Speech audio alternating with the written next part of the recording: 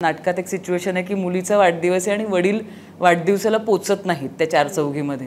तर ती सिच्युएशन महाराष्ट्रात इझिली निघून जाते. पण आम्ही जेव्हा नंतर नाटकानंतर चर्चा केली तेव्हा ती म्हणली मला तिथे खूप एक मुलगी म्हणली मला खूप हळवी झाले मी, कारण माझे अनेक वाढदिवस असे गेलेत की माझे आईवडील माझ्याबरोबर नाही आहेत. आणि मोठी म्हणजे माझ्या एवढी होती ती, अशी लहान मुलगी नव्हती. तर म्हणलं हे वेगळं आहे, कारण ते आणखीन लांब राहतात, एवढाच फरक जास्त होता. तर माझं पहिलं आयुष्यातलं घर मी मधूमुळे घेतलं आणि मी तिला म्हटलं होतं की माझ्या घराला मी मध्ये तुझं नाव देईन. आणि मी खरंच माझ्या घरावर छोटंसं घर आहे त्याच्यावर मी माझं नाव नाही लिहिलं, मधुकृपा असं नाव लिहिलं आहे त्या घरावर. मला माझ्या कामाच्या व्यतिरिक्त ज्या क्षणी मी मेकअप काढते त्यानंतर कुणीही मला ओळखू नये असं मला वाटतं. कधी याच्यापेक्षा एक अख्खा सिनेमा शूट करून देते तुम्हाला, पण प्रमोशन नको असं कधी कधी वाटतं की केलेल्या कामाविषयी सातत्याने बोलत राहायचं हे पण किती अवघड आहे ना. खरं तर नाच गं घुमाची सगळीकडे चर्चा आहे आणि खूप छान सुरू आहे, प्रतिसाद आहे सगळाच. आणि आम्ही वाट बघत होतो की तू पुन्हा कधी येतेस आणि आम्हाला कधी भेटतेस. तर निमित्त मिळालं आहे आणि तू आलीस तर आम्हाला खूप छान वाटतंय. आणि खरंच आपण नेहमी म्हणतो वेळात वेळ काढून आली आहेस, पण खऱ्या अर्थाने वेळात वेळ काढून आली आहेस. त्यासाठी खूप खूप आभार. 5 आठवडे तू अमेरिकेत होतीस, नाटकाचे दौरे तर तुफान तिथे सुरू होते, आम्हाला दिसत होतं सोशल मीडियावरून. पण त्याच्यानंतर आता पुन्हा इथे येतेस आणि नवीन सुरुवात परत प्रमोशनची. त्यात आणखीन एक चांगला योग म्हणजे 2 दिवसांनीच तुझा वाढदिवसही आहे. तर सुरुवात मी तिथूनच करेन की कसा असतो तुझा वाढदिवस, तू काय करतेस नेमकं त्यावेळेस? मॅक्सिमम वर्षी मी काम केलंय, मला काम करायला आवडतं. याही वर्षी तसंच प्रमोशनल काम असेल, म्हणजे पोस्ट रिलीज प्रमोशन जे सुरू आहे. कारण तू मगाशी म्हणालीस तसं की रिलीजच्या वेळेस रिलीजच्या आधी मी इथे नसल्यामुळे आणि फॉर्च्युनेटली सिनेमाने ती संधी दिल्यामुळे, कारण सिनेमा युजली बरेचदा असं होतं की लागतो आणि 1-2 आठवड्यात त्याचे थिएटरमधले शोज कमी होतात. पण हा वाढतोच आहे, इन्क्रीजिंग रिस्पॉन्स खूप चांगला आहे. त्यामुळे रिलीज झाल्यानंतरही अनेक दिवस त्याचं प्रमोशन करायला लागणार आहे किंवा लोकांना भेटता येणार आहे असं दिसतंय. त्यामुळे माझा वाढदिवस नाच गं घुमामयच असणार आहे यावर्षी असं दिसतंय. म्हणजे जे तुम्ही सतत म्हणतायत की घुमोत्सव दिसतोय, तो वाढदिवस या घुमोत्सवाचाच एक भाग होणार आहे असं म्हणायला हरकत नाही.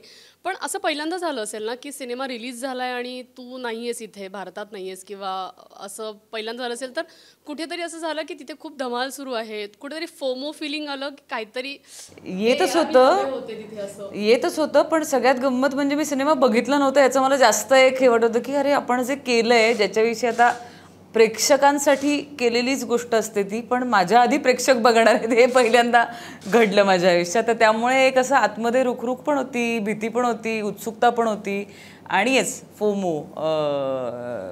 पण म्हणजे तसं माझ्या टीमनी तसं काही करू दिलं नाही मला. सातत्याने आठवण, सारखे फोन, आणि मी इकडनं जायच्या आधी एवढं प्रमोशनल स्टफ शूट करून गेले होते की जवळपास ज्या लोकांना माहिती नव्हतं की मी अमेरिकेत आहे त्यांना असं वाटत होतं की मी इथे आहे ॲक्च्युली, इतकं ते सारखं ऑनलाईन दिसत होते मी. त्यामुळे मला एक वेगळी उत्सुकता वाटत होती की काय नक्की घडणार आहे. आणि प्लेझंट बातमी आली की सिनेमा लोकांना आवडला, लोकप्रिय झाला, लोकांनी आपलासा केला.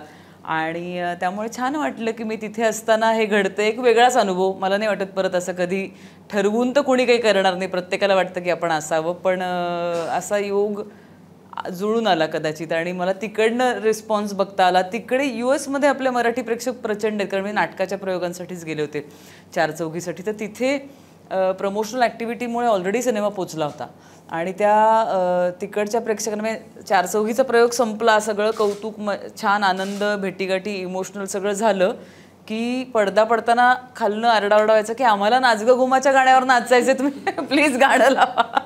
आणि मग मी त्यांच्याबरोबर तिकडे गाणं सिस्टीमवर लावून आम्ही नाचायचो थिएटरमध्ये. तर हे एक वेगळंच काहीतरी गमतीशीर अनुभव. आपण सिनेमाबद्दल बोलतोय तर बघितलंय की सिनेमात आशाताई अगदी अर्धा तास उशिरा आल्यानंतरची तुझी होणारी सगळी चिडचिड आहे, राणीची होणारी चिडचिड आहे. खऱ्या आयुष्यात असं होतं का गं तुझं कधी, किंवा झालंय असं कित्येक अनुभव आलेत तुला असं जी चिडचिड, जो रागराग तुझं झालेला आहे सिनेमात, खऱ्या आयुष्यात अनुभव? मी फारच चिडआउट आहे गं. म्हणजे आमची जी पुण्याची आमची जी मैत्रीण आहे तृप्ती, जी आमच्याकडे अनेक वर्ष काम करते, तिचा पहिला फोन आला आणि मला म्हणली की ताई तुमचा हा आवाज मी आयुष्यात कधीच ऐकला नाही. म्हटलं का मी पण पहिल्यांदाच माझ्या तोंडातनं तो आवाज आला असेल इतका वरच्या पट्टीतला किंवा ओरडणारा. कारण मी चिडत बिडत काही नाही. तर मला मी घरी असते तेव्हा, कारण बाहेर इतकी धावपळ चाललेली असते की घरी असताना पुन्हा काहीतरी ते टाईम शेड्यूल मेकर सगळं त्याच्या मागे धावावं असं मला अजिबात वाटत नाही.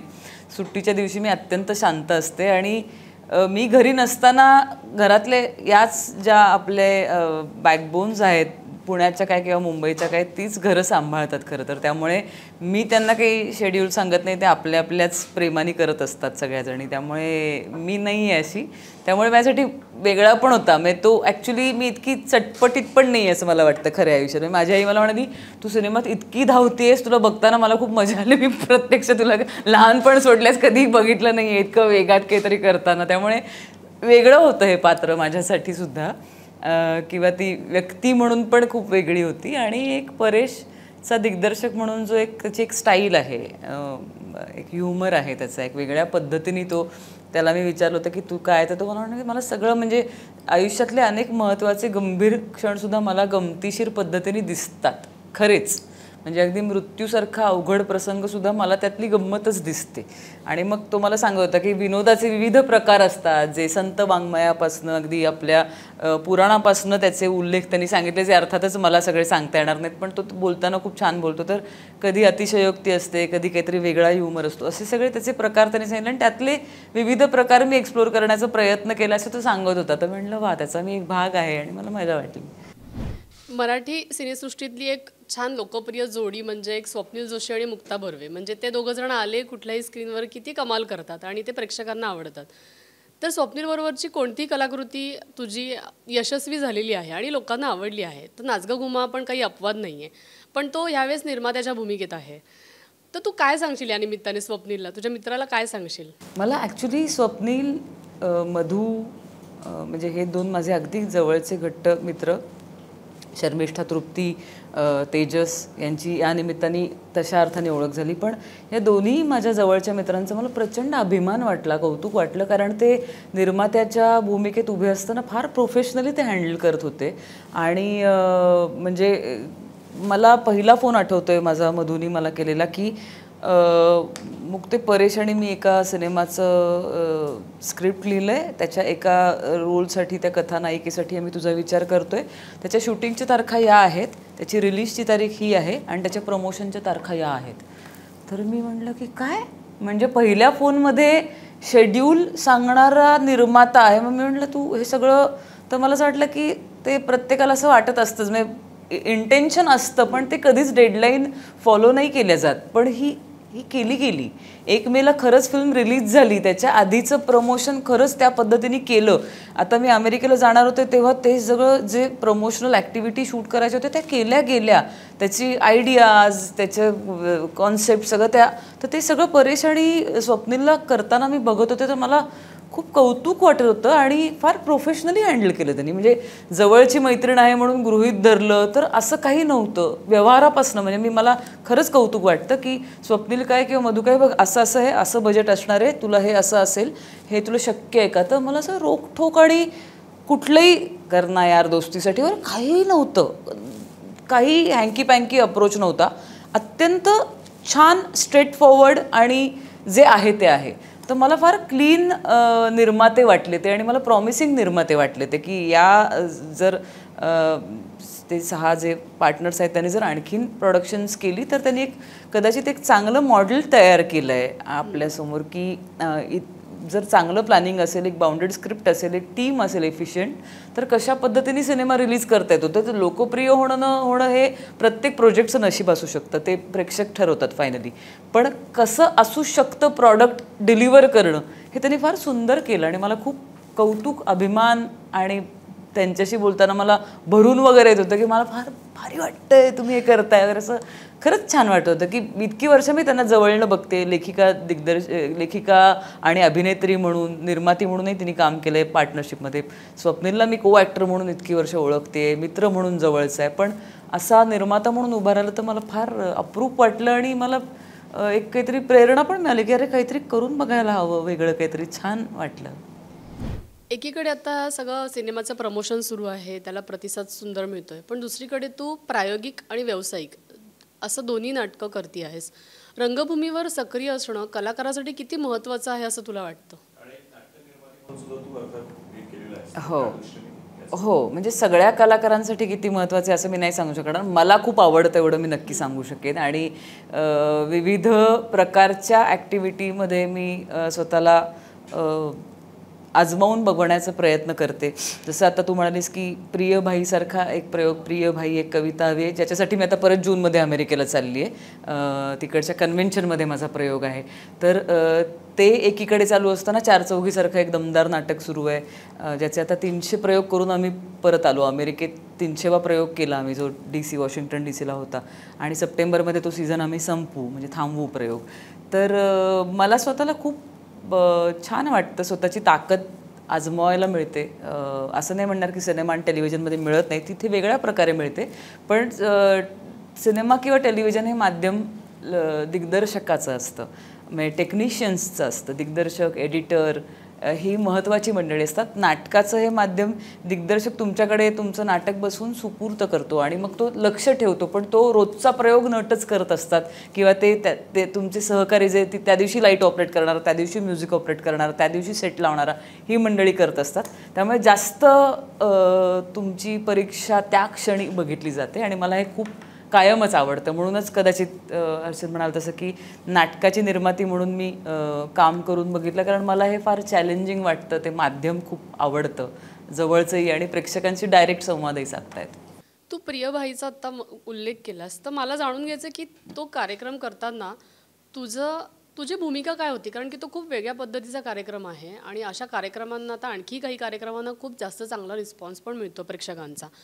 तर तो कार्यक्रम करताना मुळात तुझी भूमिका काय होती? तुझं काय विचार होता त्यामागचा? मला स्क्रिप्ट आवडली आणि जागर संस्थेने निर्मिती केली आहे त्या प्रयोगाची. अमित वझे दिग्दर्शक आहे आणि डॉक्टर समीर कुलकर्णी लेखक आहेत. तर त्याच टीमनी केलेला आधीचा एक कवी जातो तेव्हा नावाचा एक कवी ग्रेसांवरचा प्रयोग मी बघितला होता आणि तो बघून मला प्रचंड आनंद मिळाला होता. मी 2दा-3दा बघितला तो, अनेक लोकांना घेऊन गेले प्रयोग बघायला. आणि मग अमितनी मला अप्रोच केलं की असं एक स्क्रिप्ट आहे जे पु ल देशपांडे आणि सुनीताबाई आणि अशा सगळ्या एका घटनेवर आहे, तर तुला करायला आवडेल. कारण त्यांनी वाचलं. अर्थातच समीरची लेखणी इतकी अप्रतिम आहे की तुम्हाला भुरळ पडते. आणि म्हटलं की का नाही, मला करायचं आहे. असे महिन्यातनं 25 प्रयोग असं नाही होणार. तो म्हटलं नाही, अशी अपेक्षा पण नाही आहे. तर आणि मी केलं. म्हणजे मी बरेच वेगवेगळे सिनेमातही अर्थात मी वेगवेगळे प्रयोग करून बघते, तसे नाटकातही करायला आवडतात. पण आवडल्यामुळे केलं. तू आता म्हणालीस की आता तू प्रयोग करून आली आहेस अमेरिकेतनं आणि तू पुन्हा चालली आहेस आणि आधीही तू केली आहेस असे वेगवेगळ्या नाटकांचे प्रयोग. अशी कोणती चांगली गोष्ट आहे की भारताबाहेर जेव्हा तू प्रयोग करतेस तेव्हा ती तुला एकदम पटकन नजरेत येते, आणि अशी कोणती एक गोष्ट आहे की जी तुला नेहमी खटकते? म्हणजे तिथे प्रयोग करताना म्हणतेस? प्रयोग करताना किंवा ओव्हरऑलच नाटकाच्या अनुषंगाने काही? तिच्या प्रश्नाला जोडूनच की तिथला प्रेक्षक कसा आहे, तो मराठीशी कसा कनेक्ट होतो? कारण त्यातले अनेक जण असे असतात की ते दीर्घकाळ बाहेर राहिलेले असतात किंवा त्यांची एक पिढी पुढची पिढी आलेली असते ज्यांचा थेट मराठी आणि इथला कनेक्ट असतो. ते सगळेजण मराठी आपल्या ह्याच्याकडे कसं? तुला सांगू का, एक जिथे म्हणजे नाटक हे इतकं मराठी माणसाच्या रोजच्या जगण्याचा भाग आहे. म्हणजे रोजच्या जगण्याचा म्हणजे मी असं नाही म्हणणार की प्रत्येक माणूस रोज नाटक बघतो. तो इतका आपल्या सांस्कृतिक ह्याचा एक ठेवा आहे. इंटरनली नाटक हे कोणीतरी स्पर्धेत कधीतरी गॅदरिंगमध्ये केलेलंच असतं, हे माहिती असतं, जवळचं असतं. अशी बरीच कुटुंब आहेत ज्यांचा नाटकाशी सातत्याने संबंध येतो. तर मराठी माणूस जो नाटकावर प्रेम करतो तो कुठेही गेला तरी तोच असतो. म्हणजे तो 35 वर्षापूर्वी रिलोकेट झालेले असतील तरीसुद्धा ते मराठी नाटक जेव्हा येतं तेव्हा तेच प्रेक्षक होतात. त्यामुळे आम्हाला प्रयोग ॲक्च्युअल सादर करताना असा काहीच फरक जाणवत नाही की आम्ही कुठल्या ठिकाणी प्रयोग करतोय.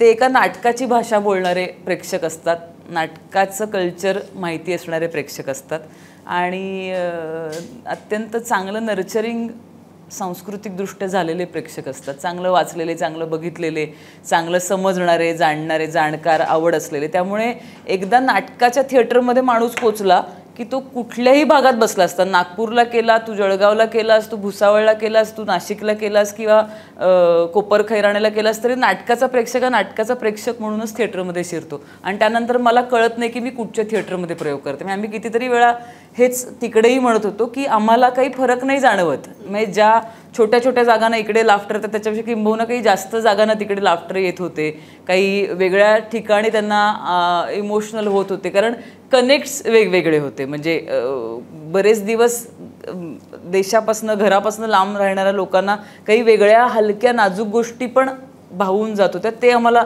अच्छा हे आपल्याला लक्षात नाही आलं की म्हणजे त्या नाटकात एक सिच्युएशन आहे की मुलीचा वाढदिवस आहे आणि वडील वाढदिवसाला पोचत नाहीत त्या 4 चौघीमध्ये. तर ती सिच्युएशन महाराष्ट्रात इझिली निघून जाते. पण आम्ही जेव्हा नंतर नाटकानंतर चर्चा केली तेव्हा ती म्हणली मला तिथे एक मुलगी म्हणली मला खूप हळवी झाले मी, कारण माझे अनेक वाढदिवस असे गेलेत की माझे आईवडील माझ्याबरोबर नाही आहेत, आणि मोठी म्हणजे माझ्या एवढी होती ती, अशी लहान मुलगी नव्हती. तर म्हणलं हे वेगळं आहे, कारण ते आणखीन लांब राहतात, एवढाच फरक जास्त होता की जास्त इंटेन्सली बघतात कधी कधी ते. हा विषय नाटकांचा चाललाय आणि 4 चौघीचा चाललाय, तर त्या निमित्ताने फक्त विचारेन, 4 चौघी जेव्हा आलं होतं 30 वर्षापूर्वी तेव्हा खूप चर्चेचा विषय ठरलं होतं आणि अनेक स्त्रियांनी त्याविषयी बोललं गेलं. आता हे नाटक जेव्हा पुन्हा एकदा आलं तेव्हा त्याला खूप लोकप्रियता मिळाली, चांगलं अगदी हाऊसफुल चाललंय नाटक, महिला प्रेक्षक येतात बघायला, पुन्हा एकदा तुमच्यापर्यंत येत असतील, तुमच्यापर्यंत प्रतिक्रिया सुद्धा येत असतील. तर एक महिला म्हणून तुला काय वाटतं, म्हणजे 30 वर्षाचा काळ जाऊन सुद्धा नाटकाला मिळणारी ही लोकप्रियता, महिलांचे प्रश्न आणि एकूणच तुला जे काय जाणवते नाटक आता 300 प्रयोग होतील किंवा झाले मला वाटतं, तर त्या सगळ्यात तुला एक महिला म्हणून काय वाटतं? मला आश्चर्य वाटतं आणि दुःख वाटतं थोडंसं. नाटकाला मिळणारा प्रतिसाद हा त्याचं व्यावसायिक यश ठरवतो, पण समाज म्हणून असं वाटतं की आपण अजूनही तेच प्रश्न टॅकल करतोय आणि अजूनही तेच प्रश्न घेऊन आपण समाज म्हणून पुढे जातो आहोत. तर याचा एक कुठेतरी खेद, आणि असं हे खूप इझी आहे मुलाखतीत सांगणं, ते आणखीन त्याच्याविषयी डेप्थनी बोललं गेलं पाहिजे किंवा विचार केला गेला पाहिजे. पण मी सातत्याने एक पर्णशी, कादंबरीशी, रोहिणीताईंची, चंद्रकांत सरांची की कसं काय, किंवा दळवी सरांची काय वाटतं सर तुम्हाला, म्हणजे हे तितक्याच इंटेन्सली लोक आतून, फक्त बायका नाही म्हणणार, स्त्री पुरुष सगळे जे या अनुभवातनं जातात ते अत्यंत इंटेन्सली आत येतात आणि सांगतात की तुमची गोष्ट माझी आहे. तेव्हा घाबरायला होतं की मी जे पात्र करते ती तुमची गोष्ट आहे, म्हणजे तुम्ही हे जगताय, हे आपण जेव्हा बघतो. आणि ह्यामध्ये मला समाज म्हणून विधान करते, पण लेखक म्हणून मला अत्यंत कौतुकही वाटतं की कालातीत असतात काही कलाकृती, काही भावभावना, काही नाती, काही त्याचे लेअरिंग हे खूप पुढचं असतं. आणि जे दळवी सरांच्या लेखनात आहे हे त्यांनाही त्यात तितकं श्रेय दिलं पाहिजे. जर समाज म्हणून आपण अजून तिकडेच आहोत का असा जेव्हा प्रश्न पडतो तेव्हा लेखक म्हणून त्यांनी खरंच खूप पुढचं लिहून ठेवलं आहे, हाही त्याचा मुद्दा आहे. कारण त्याच्या पर्णचा एस्पेशली जो ट्रॅक आहे की 2 पुरुष तिला एका वेळी आवडतात आणि तिघांनी एकत्र राहावं असं तिला वाटतं, ह्याच्याविषयी अजूनही तितकंच समाज म्हणून आपल्याला आपण अनभिज्ञ आहोत की असं खरंच असतात का रिलेशनशिप, म्हणजे मल्टिपल पार्टनर्सबरोबर लोक राहू शकतात का एकाच वेळी, आणि हे नैतिक आहे का अनैतिक आहे का, अशा चर्चा अजूनही आपण करतो. अजूनही सगळ्यांना तितकं फॅमिलियर नाही आहे अशा रिलेशनशिप्स. तर त्यामुळे त्या लेखकांनी खूप पुढचं लिहून ठेवलं, हे त्यांचंही तितकंच मोठं श्रेय आहे असं मला वाटतं. आपण आता नाटकांबद्दल बोललोच, सिनेमाबद्दल तर बोलतोच आहे, पण अजून एक माध्यम आहे की जे तुझं लाडकं आहे आणि तू तिथे दिसतेस, ते म्हणजे मालिका माध्यम. आता अजूनही बरसाता हे संपून मला वाटतं 2 वर्ष झाली आहेत. आता इतक्या वाहिन्या वाढल्या आहेत, पर्यायाने मालिकांची संख्यासुद्धा वाढली आहे, आणि खूप मोठे मोठे कलाकार जे आहेत ज्यांनी केलेलं आहे आधी पण काम, ते पुन्हा येत आहेत छोट्या पडद्यावर. तुला आता या दरम्यान काही पुन्हा विचारणा झाली किंवा तू दिसणार आहेस पुन्हा काही? अजून तरी नाही झाली आहे, कारण 4 चौघीचे इतके आम्ही झंझावाती प्रयोग केलेत खरं तर की कोणी काही नवीन काम विचारायला धजावत नाही. तरी नाही म्हणता मी 3 सिनेमे केले त्या 2 वर्षात. पण आता कदाचित जेव्हा लोकांना कळेल की सप्टेंबरमध्ये आम्ही प्रयोग थांबवतो तेव्हा कदाचित त्याची विचारणा होईल. कारण ॲक्च्युली म्हणजे 30 दिवसातले 27 दिवस प्रयोग करतोय, इतकी मोठी कमिटमेंट असताना कोणीच बाहेर काम करू शकत नाही अशी सिच्युएशन आहे. त्यामुळे आत्ता तरी मी काही असं कोणाला कमिट केलं नाही आहे, याच्यानंतर कदाचित माहीत नाही. पण नाटकामुळे आपण थोडंसं मग अडकून पडलो असं वाटत नाही? इतर तसे 3 सिनेमे जरी झाले तरी बाकीच्या गोष्टी आपल्याला करायला मिळत नाही असं कुठे? ती एक सिरियस रिलेशनशिपसारखं असतं मला वाटतं नाटक. ती मोठी कमिटमेंट असते आणि जर तुम्ही खरे प्रेमात असाल तर त्या रिलेशनशिपचं बर्डन नाही वाटत. तसं माझ्यासाठी नाटक आहे. मला आवडतं तेव्हाच मी काम करते, त्यामुळे 4 चौघीसारखं उत्तम नाटक करताना असं नाही वाटत की अडकून पडले. पण 1 वर्षाची कमिटमेंट होती, ते प्रेम एवढं वाढलं की बघता बघता मी 2 वर्ष पूर्ण करू आता आणि थांबू. पण त्यासाठी काही पण एखादी काहीतरी चांगली गोष्ट मिळण्याकरता काही तुम्हाला कॉम्प्रोमाइजेस करायला लागतात. तसं ते आहे की थोडं साईड ट्रॅक होतं बाकीच्या गोष्टी, पण इट्स ओके, वर्थ इट. यापूर्वीच्या 2019ला आपण मुलाखत केलेली किंवा तू म्हणाली बोललीस की नाट्यगृहाची जी परिस्थिती आहे किंवा तेव्हा मी नाटक करण्याचा तुझा तेव्हा स्टँड होता परिस्थिती सुधारेपर्यंत, या गेल्या 4 वर्षात काय सकारात्मक बदल तुला दिसतात एकंदरीत इंडस्ट्री म्हणून नाटक?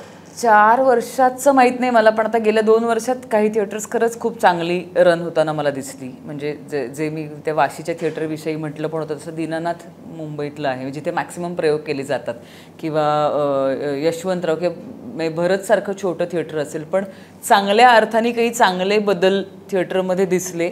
काही थिएटर्स अजून तशीच आहेत ज्याच्यावर काम चाललं आहे, मिटिंगा आणि टेंडर पास करणं आणि या टेक्निकल गोष्टींमध्ये काही थिएटर्स अडकली आहेत मात्र. पण किंवा औरंगाबादच्या थिएटरमध्ये मी निर्माती असताना कधीच प्रयोग करायचं नाकारलं होतं, मी केले नव्हते. कोडमंत्राचे प्रयोग बघायला लोक बस घेऊन औरंगाबादहून यायचे, अशा बरेचदा बसेस आल्या, कारण मी म्हटलं होतं मी प्रयोग नाही करणार तिकडे. पण आत्ता मी जेव्हा गेले तेव्हा मला परिस्थिती बरी वाटली. एकनाथ रंगमंच 2-3 प्रयोग केले आम्ही औरंगाबादला, पण चांगलं होतं थिएटर. मेकअप रूम्स सुव्यवस्थित वाटल्या. तर काही ठिकाणी बरा बदल दिसला आहे मला. तो मेंटेन कसा करतात माहीत नाही, पण आहे तरी चांगला. आत्ता तरी मी म्हणजे इतक्या दिवसात जे प्रयोग केले त्यात मला मजा आली नाटक करताना. मी गेल्या 2 वर्षात एवढ्या अडचणी नाही वाटल्या मला काम करताना. मध्यंतरी तू BKCला NMCC मध्ये सुद्धा तू प्रयोग केलास, तो अनुभव नेमका कसा होता? तो मात्र फारच म्हणजे करकरीत म्हणतात ना तसं ना थिएटर आहे. म्हणजे परत NMSCCला प्रयोग केल्यानंतर पुन्हा एक असा आता पुन्हा कल्याण दुपार, रात्रवाशी, आता हे पनवेल संध्याकाळ, हे कसं होणार असं वाटलं होतं. पण अर्थात जिथे आपला प्रेक्षक आहे तिथे आपण जाऊन करतोच. पण ते टेक्निकली खरंच खूप सुंदर बनवलेलं थिएटर आहे. म्हणजे नथिंग अगेन्स्ट वाशी आणि कल्याण आणि पनवेल, म्हणजे तीही थिएटर्स चांगलीच आहेत आणि उत्तम प्रेक्षक आहे. पण NMSCC ज्या सफाईनी आणि इतकं वेल इक्विप्ड थिएटर आहे की तिकडे तुम्ही जेव्हा बोलता तेव्हा तुमचा आवाज जो तुम्हाला परत ऐकू येतो तो इतका सुंदर आहे. इवन तिकडच्या 2 छोट्या ज्या परफॉर्मन्सेस आहेत, क्यूब आणि स्टुडिओ, तिथे पण मी परफॉर्म केलं आहे प्रियभाईचं. पण त्याही दोन्ही जागा अत्यंत उत्तम केल्या आहेत आणि मजा आली तिथे प्रयोग करताना. आणि मग असं वाटायला लागतं की आता काहीतरी इथे होईल, असंच काहीतरी करावं का काय वगैरे, असं सगळे एक विचार येत राहतात मला.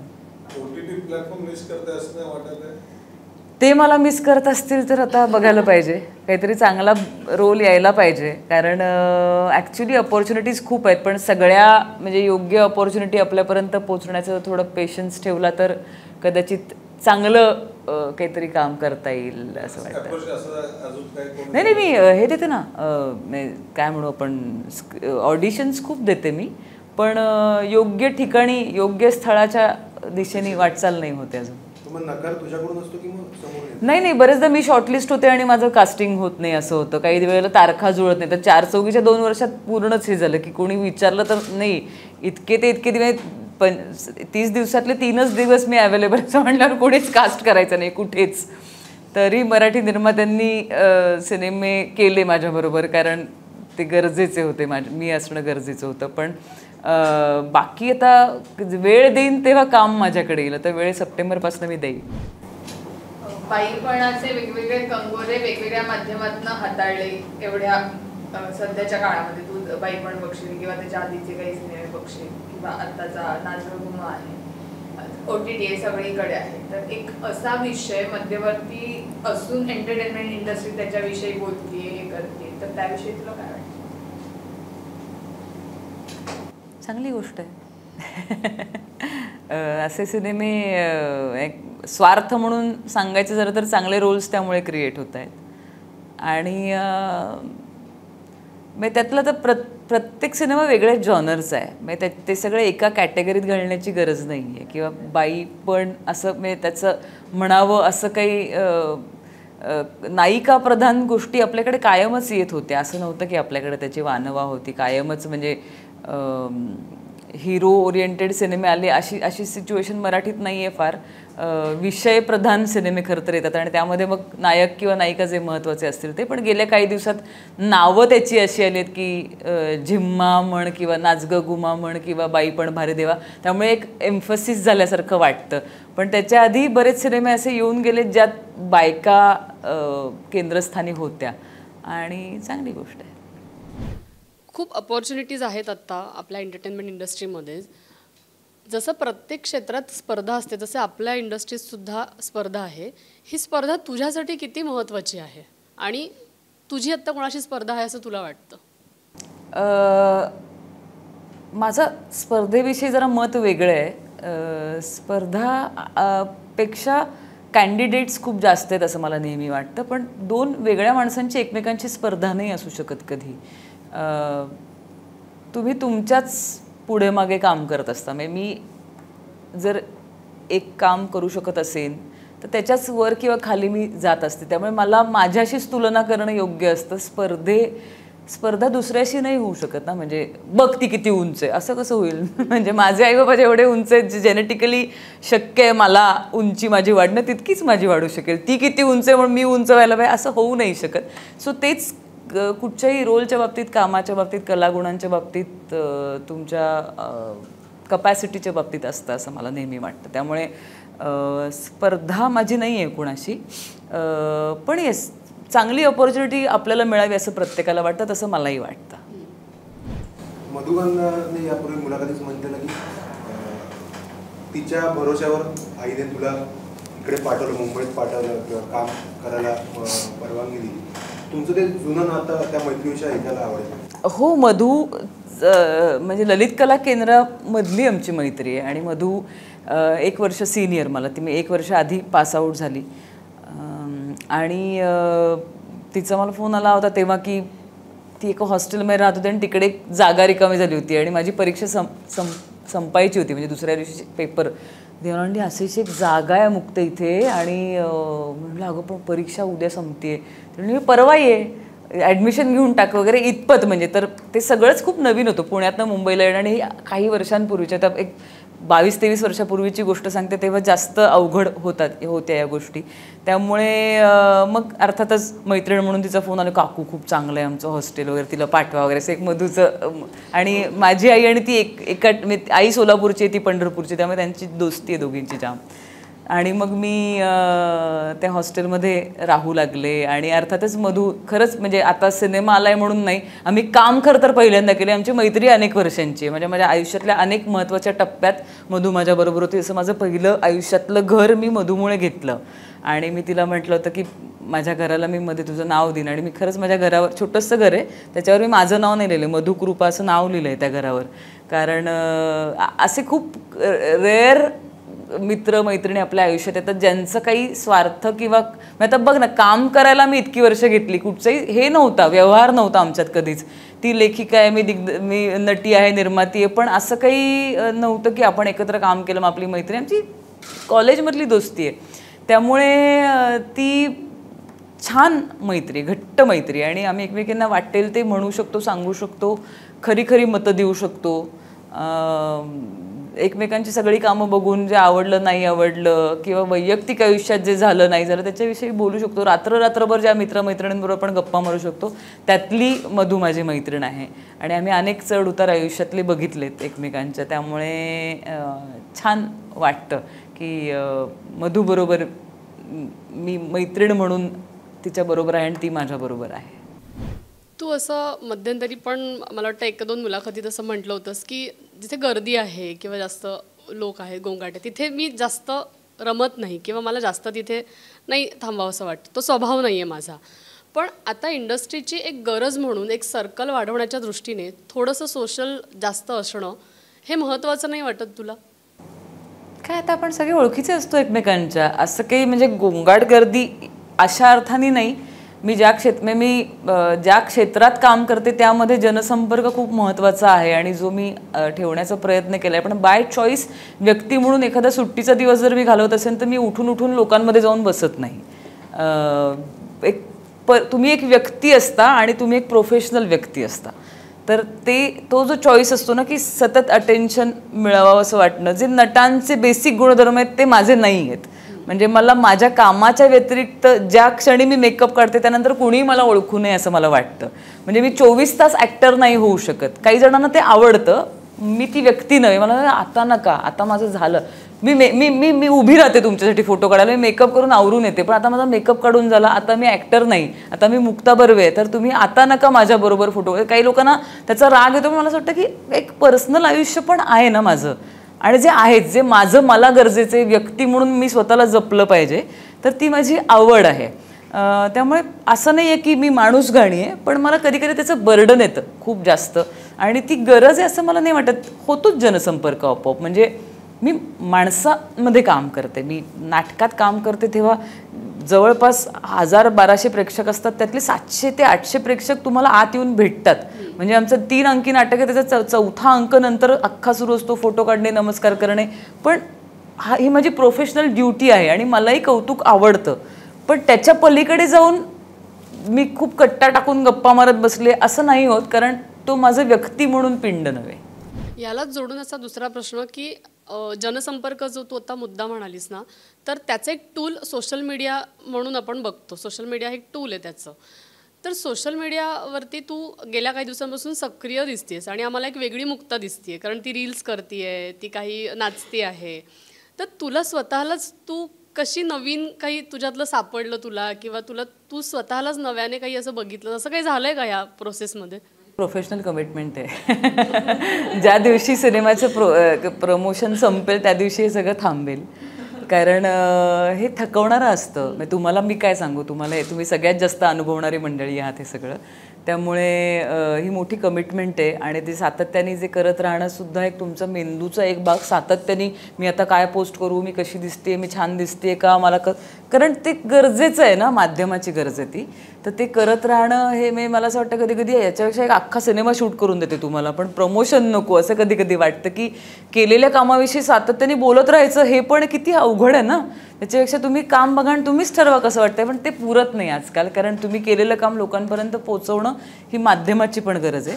त्यामुळे ही काही वेगळी मुक्ता वगैरे नाही, प्रोफेशनल मुक्ता आहे आणि ती प्रमोशन संपलं की मी थांबेन, ब्रेक घेईन. आता प्रमोशनबद्दल आपण म्हणालो, मगाशी आपण गप्पा मारताना असं म्हणालो, काही सिनेमांचा ना खूप गाजावाजा होतो, खूप प्रमोशन होतं, पण म्हणावं तितकं किंवा अपेक्षेत जेवढी आपल्याला असते तेवढे ते चालत नाहीत किंवा ते थोडेसे कुठेतरी फसतात. जेव्हा असं होतं तेव्हा तुझा अप्रोच कसा असतो? काही नाही, प्रत्येक प्रोजेक्टचं यश अपयश प्रेक्षक ठरवत असतात किंवा काहीतरी कुठेतरी चुकतं आणि काहीतरी वर्क होतं. आपल्याला कधी कधी असं वाटतं की एखादा महत्त्वाचा विषय घेऊन आपण आलो आहे. वायसारखा चित्रपट जेव्हा आम्ही घेऊन आलो होतो तेव्हा आम्हाला प्रचंड इच्छा होती की तो चालावा, म्हणजे कमर्शियली चालण्यापेक्षा पोचावा. विषय खूप महत्त्वाचा आहे, तो तशा अर्थाने नाही प्रेक्षकांपर्यंत पोचला. पण त्याचं ते हिंदी डबिंग केलं आहे, तो हरियाणामध्ये रिलीज होणार आहे. मी अशा विविध गोष्टी घडतात की जो महत्त्वाचा विषय असतो तो पोचतोच. त्यामुळे काय वाटतं तर असं काही त्याच्यावर यश अपयश अवलंबून नसतं. मला असं वाटतं की तुम्ही काय काम केलं आहे कुठच्या प्रोजेक्टमध्ये केवळ तुम्हीच सांगू शकता. तुम्हाला स्वतःलाच तो एक घड्याळ तुमच्या हाताला बांधलेलं असतं आणि तुमचा काटा सतत तुमच्याबरोबर असतो आणि त्यातच सुज्ञपणा आहे असं मला वाटतं. लोकप्रिय होणं आणि चांगलं असणं हे दोन वेगळ्या गोष्टी असू शकतात. कधी लोकप्रिय गोष्टी चांगल्या असतात असंही असतं, कधी लोकप्रिय गोष्टी या चांगल्या नसूही शकतात. त्यामुळे त्यांनी मी माझ्या कामाचं गणित बांधू नये. आणि असंही नाही की खूप चांगलं मनापासून केलं आहे म्हणून लोकांनी अगदी भरभरून प्रतिसाद दिला आहे, असंही काही नाही आहे. ते वेगळं ते लोकांकडे गेल्यावर ते दान पडतं, ते वेगळं दान. त्यामुळे त्याच्यावर काही वाटू न घेणं आणि ती कमांड तुम्हाला मिळवणं याच्यासाठी एक मोठं मेडिटेशनची गरज असते. ते मेडिटेट करायला लागतं असं मला वाटतं. कारण ते सुरुवातीला व्हायचं की तुम्हाला कसं वाटतंय, पण येस तुम्हाला चांगलं वाटतंय की तुम्हाला वाईट वाटतंय, मी मनापासून केलं आहे की नाही हे मला माहिती पाहिजे. आणि मी मनापासून केलं असेल तर मला समाधान मिळतं, कारण मी माझं काम मनापासून केलं असेल तर मी रात्री घरी जाऊन शांतपणे झोपू शकते. मीच काम करताना कच खाल्ली असेल आणि मी प्रतिक्रियेची वाट बघत बसले तर त्यातनं मला नाही आनंद मिळत. त्यामुळे मी एवढं माझ्यासाठी खुणगाठ बांधली आहे की मी जे काम करेन ते खूप मनापासून करेन. यशस्वी होणं न होणं खरंच नशिबाचा भाग असू शकतो.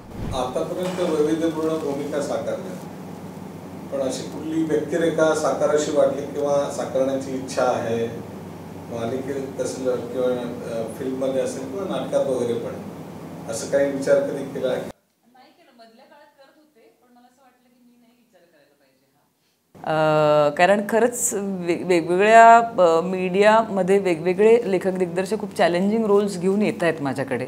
त्यामुळे मी कोणाला तरी काहीतरी आयडिया देण्याऐवजी मी वाट बघावी की कोण काय माझ्यासाठी घेऊन येत आहे. कारण चित्रपट करायला आवडेल 100% मला पण माहीत नाही की मी कशासाठी बनली आहे.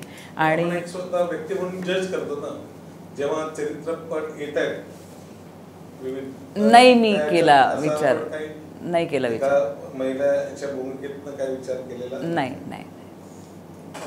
परेश म्हणालेला सुरुवातीला जे दोन्ही रोल आहेत राणी आणि आशाताई, हे दोघांनी एकमेकांचे वाचले होते किंवा सुरुवातीला ठरलं नव्हतं, तर वाचल्यानंतर तुला नेमकं पहिली प्रतिक्रिया तुझी कधी कोणता रोल मला मिळावा तोच मिळाला का, आणि आता जर आपण स्वाईप केले रोल तर ते कसं जमून येईल? आता मी बघितलंच नाही त्यामुळे मला माहीत नाही, पण मी मधुला पहिल्यांदा म्हटलं होतं की मला आशा करायला आवडेल, पण आता तुला आत्ताच पण परेश मला म्हणाला की दोघींनी अर्थातच त्याला दोघींचे आवडले, तर मग आम्ही त्याला गमतीत असं म्हणालो की मग एक काम कर तू, आपण पहिला हाफ ही आशा करेल मी राणी असं करूया, दुसरा हाफ असं करूया वगैरे, ते जोक वगैरे झाले आमचे.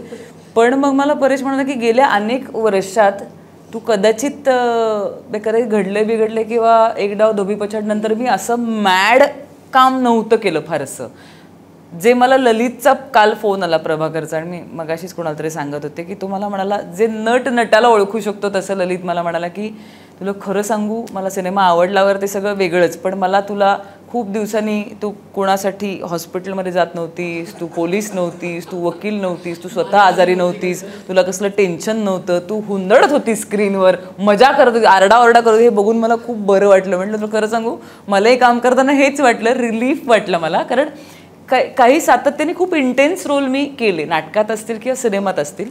तर परेशचं कदाचित तेच म्हणणं होतं की तू एका प्रकारच्या भूमिकांमध्ये सातत्याने दिसतीस, म्हणजे अगदी वाय असेल, आम्ही दोघी, स्माईल प्लीज, हृदयांतर, आधीचे सगळेच सिनेमे गेल्या काही वर्षातले बघितले, थोडं एक इंटेन्स कामाकडे माझं, किंवा 4 चौघीसारखं नाटक, त्याच्या आधीचं केलेलं रिसेंट नाटक मी कोडमंत्रच करतात, पण प्रिय भाई हे थोडंसं एक तरल किंवा इंटेन्स असे 2 फोर्टे माझे, किंवा मी स्वतःला म्हणते की मी अंडर प्लेची ओव्हर ॲक्टिंग करते बरेचदा, की इतकं सटल काम बरेचदा मी करते, तर ते सगळं तोडून टाकण्यासाठी मला एक काहीतरी मिळालं. आणि ॲक्टर मला वाटलं की हां खरं आहे, परेशचं म्हणणं बरोबर आहे की हे करायला हरकत नाही. त्यामुळे मी मधुला म्हणलं की मला आशा आवडेल, पण म्हटलं खरं तर मला राणी पण करायला आवडेल, तुम्ही ठरवा काय ते, आणि मला राणी करायला पाहिजे. असं तुम्ही म्हणाले की अंडर प्ले आपण यापर्यंत करत आलोय, तशी इमेज आपली प्रेक्षकांमध्ये तयार झालेली आहे, आणि पूर्ण एक ओव्हर द नाईट एका सिनेमात तू वेगळी दिसतेस, तू एक जसं तुम्हाला शब्द वापरला की अतिशयोक्तीपणा तो त्यात दिसतो, तर कसं ॲक्सेप्ट करतील आपल्याला ऑडियन्स, तर त्याचा विचार तू केला होतास का? मी नाही करत हा विचार, मी खूप वेगवेगळ्या भूमिका करते. मी एका नाटकात मीच प्रोड्यूस केलेल्या नाटकात मी निगेटिव्ह रोल केला होता, हिरोईन लव्ह बर्ड्स नावाच्या नाटकात. ते नव्हतं आवडलं प्रेक्षकांना, पण असं काही सगळं त्यांना आवडावं असं मी नाहीच करणार, मी असं शक्यच नाही ना. म्हणजे सगळ्यांना एकच गोष्ट आवडली असती तर अनेक पक्ष निर्माणच झाले नसते ना, सगळ्यांनी एकाच माणसाला निवडून दिलं असतं. म्हणजे असं कशाला झालं असतं की वेगवेगळ्या गोष्टी झाल्या असत्या. बरेचदा असं होतं की प्रेक्षकांचं आणि माझं मत जुळतं, काही वेळेला नाही जुळत, पण दॅट्स ओके. मी असं काही हट्ट नाही आहे की मी जे चॉईसेस करते ते सगळ्यांना आवडलेच, असं कसं शक्य आहे? म्हणजे 2 भावंडांची मतं एकमेकांची जुळत नाहीत, अनेक व्यवसाय आपण तुटलेले बघितलेत.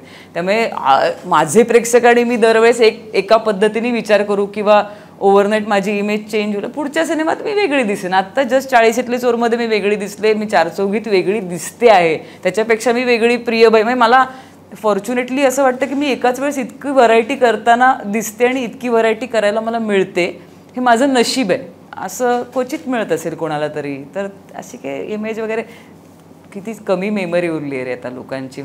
उद्या दुसरा सिनेमा कोणाचा तरी हिट होईल आणि हे सगळं लोकांना कदाचित आठवणार सुद्धा नाही. त्यामुळे असं काही ओव्हरनाईट इमेज चेंज वगैरे असं नसतं. आणि मी ॲक्टर आहे, म्हणजे परकाया प्रवेश करणं हीच त्याची गंमत आहे त्या ॲक्टिंगची. त्यामुळे कदाचित पुढचा काहीतरी सिनेमा येईल आणि तो रोल लक्षात राहील. I don't know. तू इतकं आता सध्या काम सुरू आहे तुझं, म्हणजे आत्ता ह्याच उत्तरात तू बोलता बोलता एक 4-5 कलाकृतींची नावं अशी घेतली आहेस की ती आम्हाला लक्षात येते की तू किती बिझी असशील आत्ता. पण एवढ्या सगळ्या व्यग्र वेळापत्रकामध्ये जर तुला एखादा दिवस मोकळा मिळाला किंवा थोडासा वेळ मिळाला, तू काय करतेस नेमकं त्या वेळेत? मी आत्ता तर तू शेड्यूल बघतेस तर मी आरामच करते खरं सांगायचं तर, कारण खरंच खूप दमायला होतं धावपळीने. आणि आत्ता अशी सिच्युएशन आहे की मी काल कदाचित पहिली रात्र असेल जेव्हा मी पहाटे उठून बसले नाही. मी जेटलॅक्टच होते इतके दिवस, त्यामुळे मी बॉडी गिव्हअप करते आणि मी कधीही झोपते असा तो. त्या दिवशी नम्रताने मला मिठी मारली, ताई, आणि ते असं म्हटलं ना, मी अजून 2 वेळा असं केलंच तर मी झोपेन. इतकी मी आत्ता काठावर पास जागी आहे. त्यामुळे आत्ता तरी सध्या वेळ मिळतो तेव्हा मी विश्रांती घेते. लीजर सुट्टी असेल तेव्हा मी कुठेतरी फिरायला जाणं मला आवडतं, ड्राईव्ह करायला आवडतं, काही बरं म्युझिक ऐकायला आवडतं. असे छंद म्हणून म्हणशील तर असेच. पण गेल्या अनेक दिवसात तसा वेळ नाही आला की मी खरंच मी असं काहीतरी मजा म्हणून वेगळं काहीतरी केलं आहे. तुझी वाचनाची तर आवड आम्हाला सगळ्यांना माहितीच आहे, पण तू कुठेतरी थोडंसं लिहितेस सुद्धा. तर लेखनात काही करायचं विचार आहे म्हणजे आम्हाला असं काही आहे का की काही दिवसांमध्ये आम्हाला लेखिका मुक्ता बर्वे नाटकाच्या रूपात किंवा आणखीन कोणत्या तरी कलाकृतीच्या रूपात दिसेल असं? नाही, अनफॉर्च्युनेटली सध्या नाही काही लिहिते मी. म्हणजे त्याचाही वेळ नाही काढू शकत आहे दुर्दैवाने. आणि कधीतरी एखादा लेख वगैरे कोणीतरी मागतं तेव्हा खूप कष्टाने ते सगळं जुळवाजुळव करून लिहिलं जातं आहे. सध्या काही वर्षांपूर्वी मला सतत लिहायची सवय होती, पण सध्या मी डायरीसुद्धा लिहित नाही आहे. इतकी नाही आत्ता टचमध्ये लेखनाची. एखाद्या कलाकृतीचा ना एक वेगळाच फॅन फॉलोअर्स असतात, म्हणजे त्यांचा एक फॅन क्लबच असतो. तसा एक आहे मुंबई पुणे मुंबईचा. हो, आम्ही सतीशलाही हा प्रश्न विचारला आहे, स्वप्नीललाही विचारला आहे, त्यांच्याकडनं हो आलाय. मुंबई पुणे मुंबई 4 आता कधी येणार? तुझ्यासाठी थांबलेत का ते? सगळेच एकमेकांसाठी थांबलेत. लेखनाची प्रोसेस सुरू आहे असं म्हणतायत. सगळे एकमेकांना भेटले की मग काय आता कधी, एवढंच विचारतात. हो आता लवकरच, असं एकमेकांना उत्तर देतात. त्यामुळे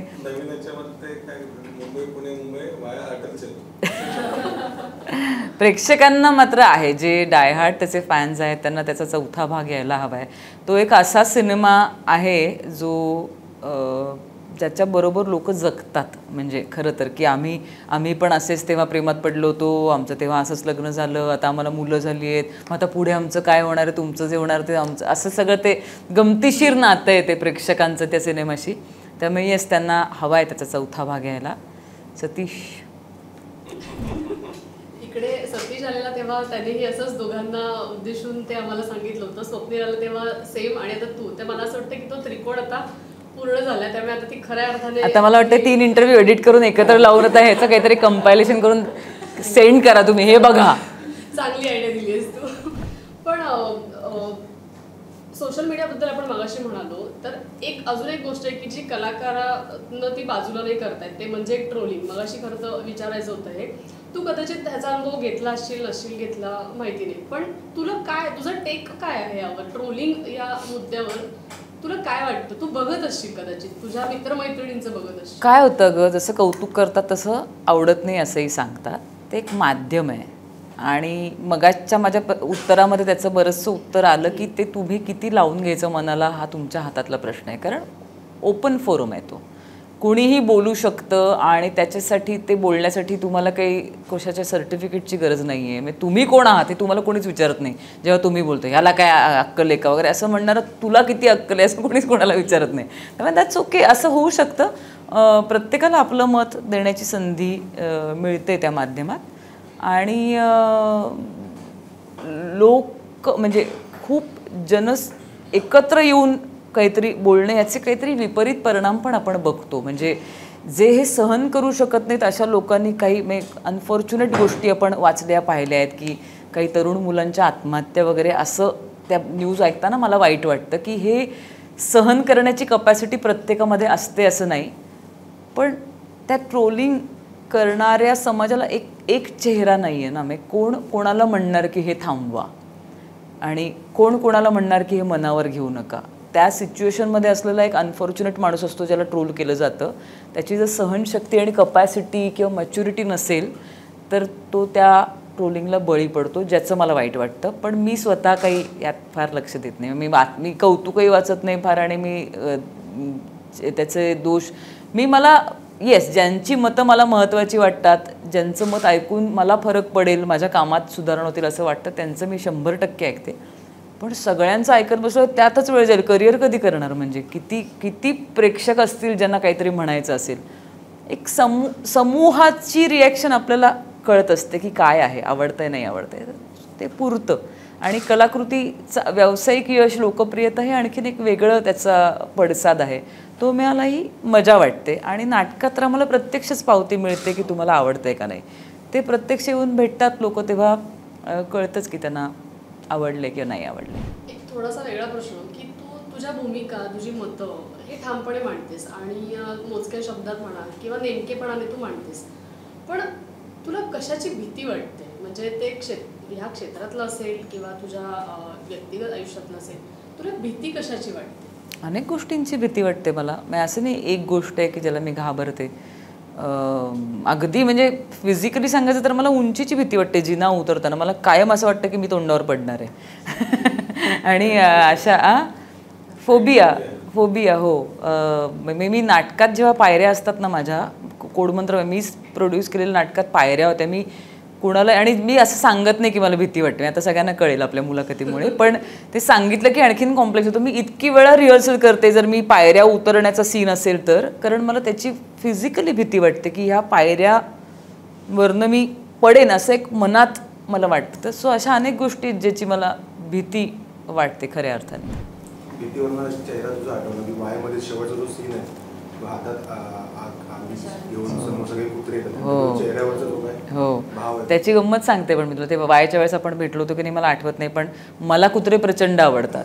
आणि त्या शूटिंगच्या दरम्यान बराच वेळ आम्ही तो सिक्वेन्स शूट केला, तर त्या कुत्र्यांची माझी मैत्री व्हायला लागली होती.